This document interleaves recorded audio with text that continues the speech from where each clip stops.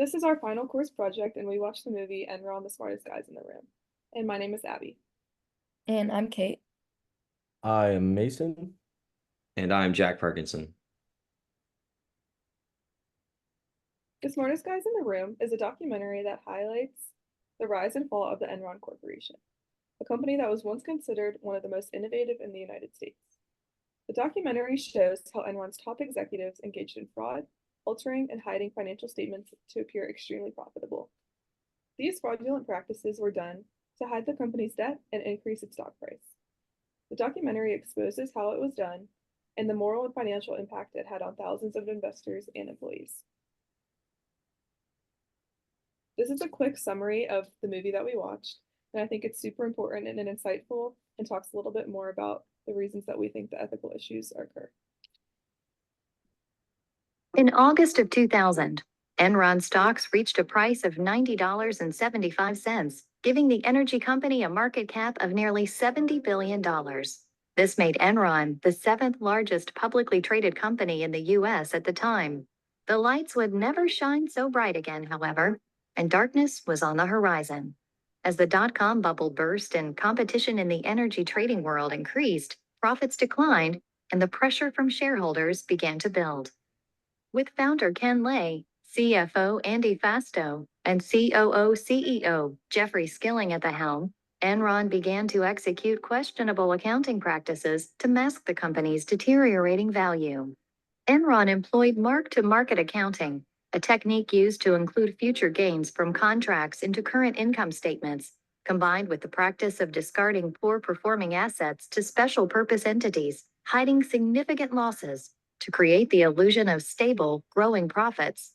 Internal whistleblower Sharon Watkins, along with investigations by suspicious external analysts, led the curtain being pulled back and the fraud was exposed. $74 billion were lost, including the retirement accounts belonging to thousands of Enron employees, as the stock price plummeted to under $1 by November of 2001. The company filed for bankruptcy the next month. The auditing firm Arthur Andersen admitted to being complicit in hiding the shady accounting, as well as shredding documents in an effort to cover it up. Stronger regulations, in the form of the Sarbanes-Oxley Act, were implemented in 2002 to create strict new rules for record-keeping, as well as impose harsher penalties for those in violation. Lay, Skilling, and Fasto were all convicted on a number of counts of securities and wire fraud and given prison sentences. Lay died, however, before serving any time. Fasto was released in 2011. Skilling was released in February of 2020.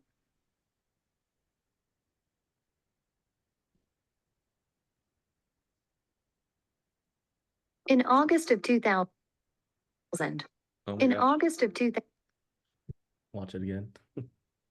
As you can see from that short clip, Enron engaged in lots of ethical issues. There were three main ethical issues that our group concluded for this project. One was the manipulation of financial data.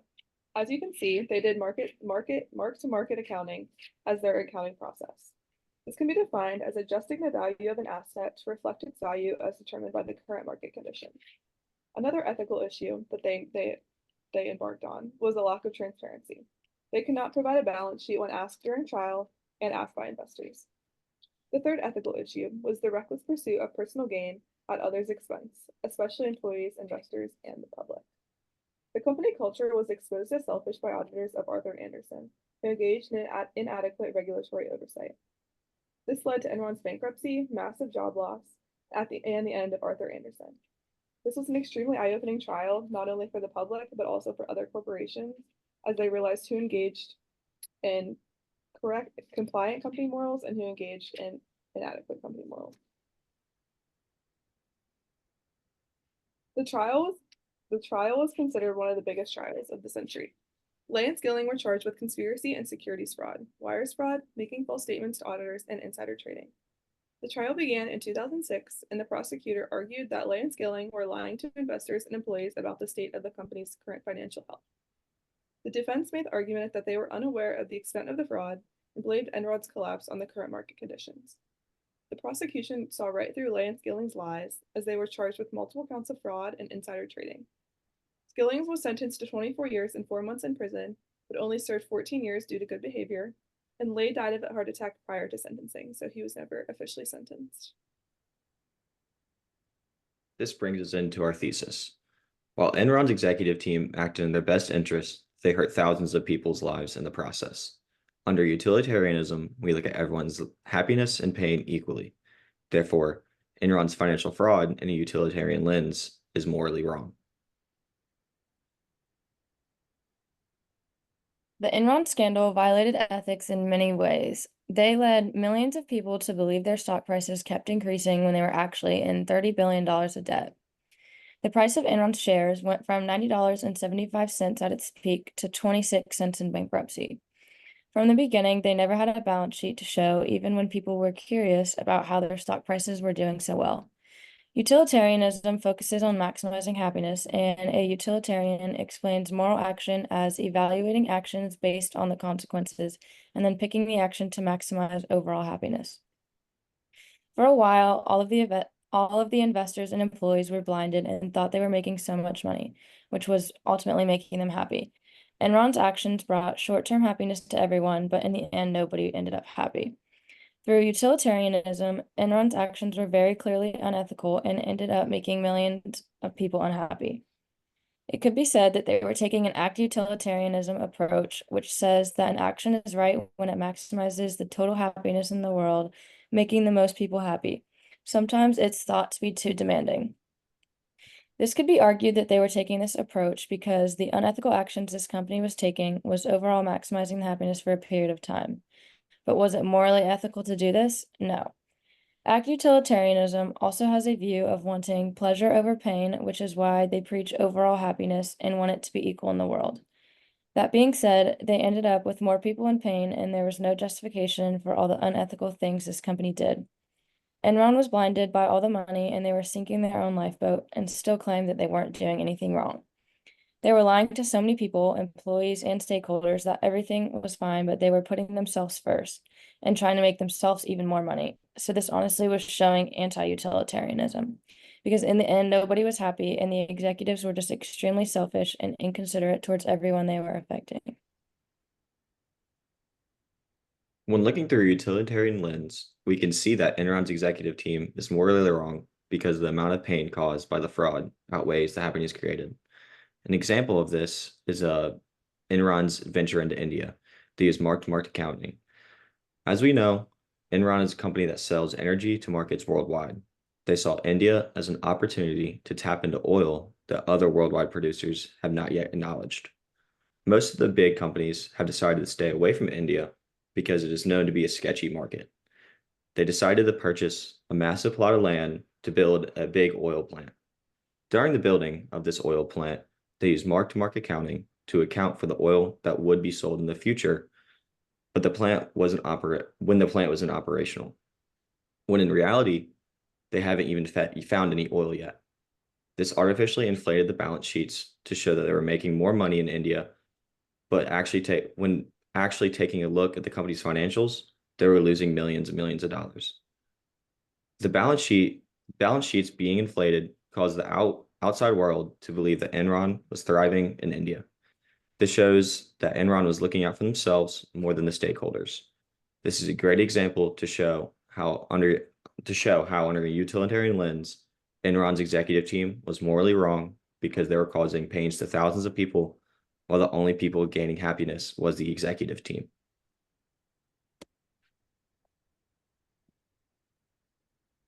Many people believe that Enron failed as a company because of their failed accounting procedures. However, the central reason for Enron's demise was actually the failure of company executives to function in a morally and ethically responsible manner. Enron's leaders had anti-utilitarian morals and passed these views down to employees in order to make the employees okay with the idea of committing fraud as long as they, the employees, were making money for the company. A perfect example of this is the phone call between Jeffrey Skiing and Ken Lay about selling 200,000 shares of company stock, as when they knew the company was going down, but they were still trying to convince the public that the company was doing well so other people would not sell the stock and the stock price would remain high. This example proves that company executives were anti-utilitarian because they put their own happiness before the happiness of others, and they did not care how many people were getting hurt and losing their money, as long as company executives were making money for themselves and for the company in general. Furthermore, company executives such as Jeffrey Skiing pushed these same morals down to company employees and were very successful in doing so. On the chart on the right basically describes how company leaders' behavior and morals have an effect on employees to commit fraud. On the left side of the chart, we have the fraud triangle, which basically states that corporate fraud is a function of incentives, opportunities, and attitudes. An example of this is such as giving incentives to employee by offering them more money, taking them on trips, or even bringing them to the strip club if they were making more money for the company, and then managers would overlook the illegal things they were doing to make that money. Another example is giving the employees the opportunities to commit fraud. And then for the attitudes aspect, it was teaching them that it was okay to act selfish and in an anti-utilitarian manner. In the middle of the chart here, we have the theory of planned behavior, which basically describes how managers feel about fraud and their moral values, such as their attitude towards fraud, subjective norms, perceived behavioral control, and their moral obligations. This chart helps us investigate the question of who is more at fault in this situation. Company executives for telling employees to commit fraud, or is it the company employees for actually committing firsthand the illegal activities? I'd like to believe that this chart helps us understand that companies' executives' moral values are the main factor in being responsible for the company's downfall, as company executives pass their anti-utilitarian morals down to the employees. Did you go to the next slide, Jack? You can read here, leadership is often responsible for creating a company's culture, which is why I stated in the last slide why the company executives are more at fault. It was I was tying it back into Jack's thesis with the anti-utilitarianism, but it's also a question of who is more at fault here. Is it the company employees or the company executives? And I stated that the chart described us that it is at fault of the company executives because Jeffrey Skiing and Ken Lay embedded a win-at-all-cost mindset in their employees. Executives believed that everything they were doing fine as long as they made money, and they were also teaching employees that it was okay to act in the same manner and act selfish because they would be making more money for themselves as well. Because Enron's executives acted this way, they showed employees that this was acceptable behavior. Another unethical thing that Enron did was create artificial power outages in California. They used market manipulation and they forced these power outages, driving up the prices. They took power plants offline during times of high demand, which ultimately increased the price of electricity. They created artificial power plants to push up the prices higher, and there was a deregulation of electricity, and Enron exploited that and started to export power out of the country. They would buy electricity in California below the cap prices, and then they would sell it out of the state and out of the country. There were so many blackout shortages, which affected millions of people who lived in California at this time. And this also happened during peak demand periods, which kept increasing the price of electricity, causing Enron to make more and more money in unethical ways, even though they were already so deep in debt. In an article by Cambridge University, they talk about Enron's manipulation of the California markets being particularly extreme. Specifically, Enron's traders use their knowledge of the newly designed markets to artificially increase or decrease wholesale prices in their favor. This often involved submitting false supply and demand information, withholding available electricity, or scheduling energy that they did not have. They also made use of the flaws in the market's new computerized scheduling system, and for example, they deliberately would overload parts of the grid, and then they would receive payments for relieving it. Enron was a very unethical company, and they did so many wrongful things like hiding the billions of dollars of debt and overstating their revenue, all resulting in their bankruptcy from all their fraud. They lost their sense of morality. Or could you go back real quick, Jack? I wanted to relate something from that. So I think this power outage situation can really closely be related back to the fraud triangle, which I was speaking about earlier. especially the opportunities part. So in the movie, it was shown that the brokers, or just like the employees basically working under the company executives, were given the opportunity to kind of trade on the energy of the market, as Kate was saying, kind of buying it low in California and selling it elsewhere, which caused a lot of blackouts throughout California. This obviously was something that is not illegal, but by company executives giving employees the opportunity to trade this energy, they were pretty much teaching the employees that, hey, like it's okay to do this. It's okay to trade the energy and turn off everyone power.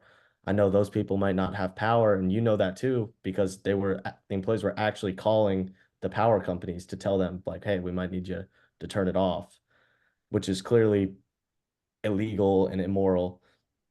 But the company executives gave this opportunity to employees, and the employees took advantage of it and really kept going with it because they were making more money for themselves, which also really clearly relates back to the anti-utilitarian viewpoint, where they did not care about the happiness of everyone else. They were more concerned about making more money for themselves, as they turned off all the power for others. All those people were struggling, but the employees were making more money.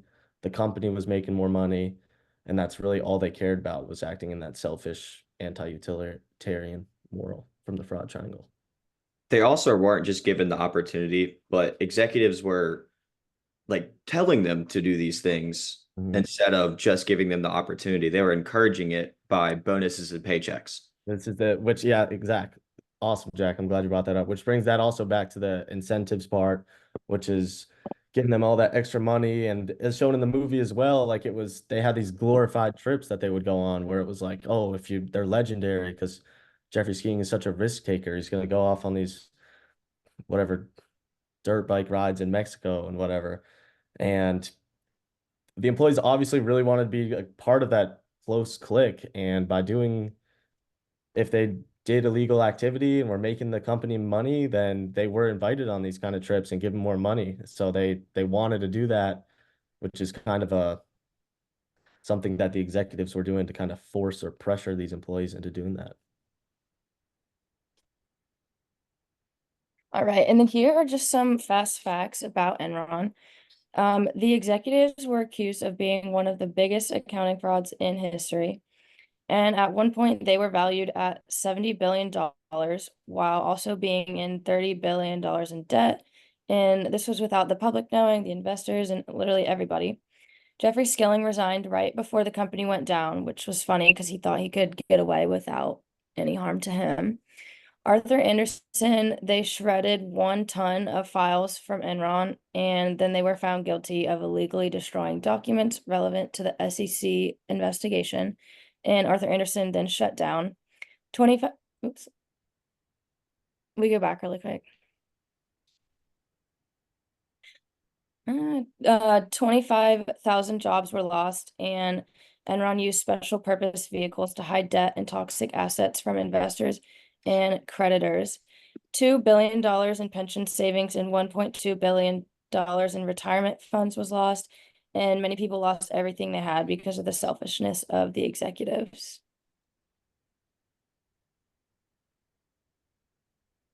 In conclusion, Enron violated ethics in many ways. They left employees and investors blindsided, which can be summarized as an anti-utilitarianism approach. The Indian oil example is a great example of the company's exploitation. Market to marketing accounting tricked the stakeholders into thinking they were making money when in reality they were losing millions. Providing opportunities to employees, they were tricked into believing these selfish tactics were okay. The mindset for fraudulent behavior came from the top down and was implemented with an all-cost mindset. The blackout shortage caused by Enron allowed them to profit off the power loss of millions of employees and people. We can conclude from this that Enron was a company that only acted in the best interest of themselves. And if you go back to the very last slide, Jack, you can see that these are all the references that we used for our presentation today, including the video that is included. Thank you for watching our video. Thank you.